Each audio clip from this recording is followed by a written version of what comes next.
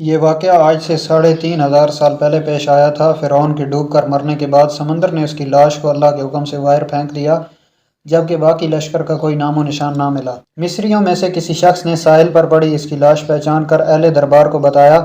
فرعون کی لاش کو مال پہنچایا گیا۔ درباریوں نے مثالیں لگا کر اسے پوری شان اور احترام سے تابوت میں رکھ کر محفوظ کر دیا۔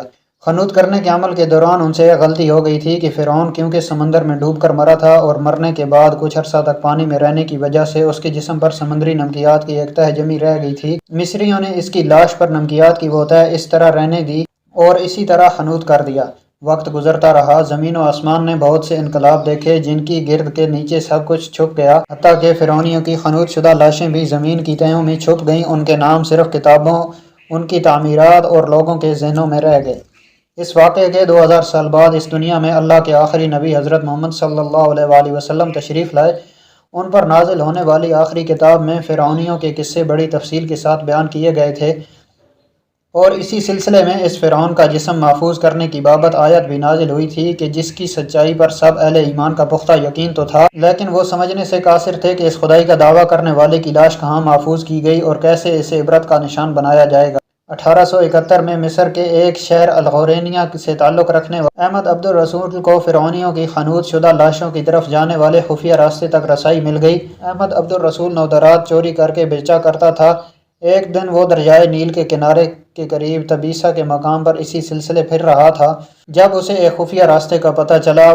وہاں وہ نوادرات کی چوری کے لیے جگہ کھود رہا تھا کہ اسی دوران اسے کچھ لوگوں نے پکڑ لیا اور پولیس کے حوالے کر دیا۔ وہ جس جگہ کو کھود رہا تھا وہاں سے ملنے والے راستے کی جب مسلسل کھدائی کی گئی، 1891 کو دوسری لاشوں کے ساتھ اسے غرق ہونے والے فرعون کی لاش بھی مل گئی۔ اس کے کفن پر سینے کے مقام پر اس کا نام لکھا ہوا تھا۔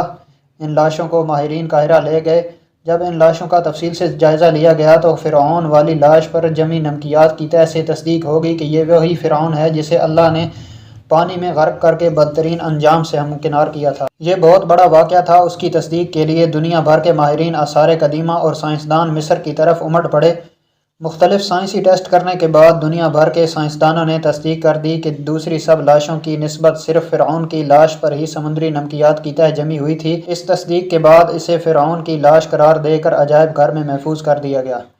1982 میں فرعون کی لاش خراب ہونے لگی تو اس وقت کی مصری حکومت نے فرانس کی حکومت کو درخواست کی کہ فرعون کی لاش کو خراب ہونے سے بچایا جائے، نیز جدید سائنسی ذرائع سے اس کی موت کی وجہ بھی معلوم کی جائے۔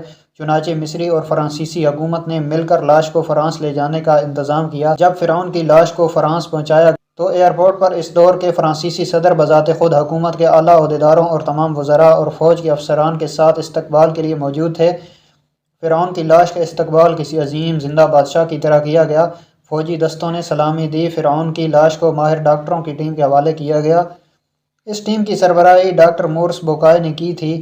مائکروسکوپک ٹیسٹوں کے ذریعے لاش کے تمام اعضاء کا باریک بینی سے جائزہ لیا گیا تو معلوم ہوا کہ اس کی لاش اور جسم میں سمندری ذرات ابھی تک موجود ہیں اور موت کی وجہ بھی پانی میں ڈوبنے کی وجہ سے ہوئی تھی۔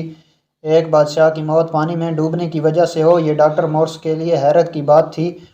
اس نے اس لاش کے بارے میں مزید جاننے کی کوشش کی تو اسے معلوم ہوا کہ اس بادشاہ کی موت کے حالات مسلمانوں کے نبی حضرت محمد صلی اللہ علیہ وآلہ وسلم پر اتری کتاب قرآن پاک میں تفصیل سے درج ہیں۔ اسے علم تھا کہ جہاں سے یہ لاش ملی ہے وہ ایک اسلامی ملک ہے، چنانچہ تجسس کے ہاتھوں مجبور ہو کر وہ مصر پہنچا۔ وہ ایک سائنسدان تھا۔ اس نے اس معاملے میں مصر کے ہی ایک سائنسدان سے ملاقات کی۔ اس سائنسدان نے قرآن پاک کھول کر اسے سورہ یونس کی آیت 90 تا 92 کا حال ترجمہ لفظ بہ لفظ سنایا۔ فرعون کا خدائی کا دعویٰ، اس کا پانی میں ڈوب کر مرنا اور پھر پانی سے نکال کر اس کی لاش کا خنوت ہو جانا اور پھر دوبارہ لاش کا ملنا اور پھر اس کی لاش کو جدید سائنسی دور میں دوبارہ محفوظ کیا جانا، تجھے بعد میں آنے والوں کے لیے عبرت کا نشان بنا دوں گا۔ فرعون کی لاش ایسے محفوظ کر کے دنیا کے سامنے لا کر رکھ دی گئی کہ انٹرنیٹ کی ایک کلک پر، رسائل و جرائد پر، ٹی وی چینلز پر اور عجائب گھر اربوں انسانوں کی آنکھوں کے سامنے کریا اور پچکی قابل ترس حالت میں موجود ہے، عبرت کے لیے، سوچنے کے لیے کہ عبادت کے لائق اور ہمیشہ رہنے والا وہی ہے جو سب کا خالق اور رازق ہے۔ ڈاکٹر مورس نے آیت کا ترجمہ سنا تو اسی وقت پکار اٹھا، قرآن سچا ہے، کلمہ پڑھا اور مسلمان ہو گیا۔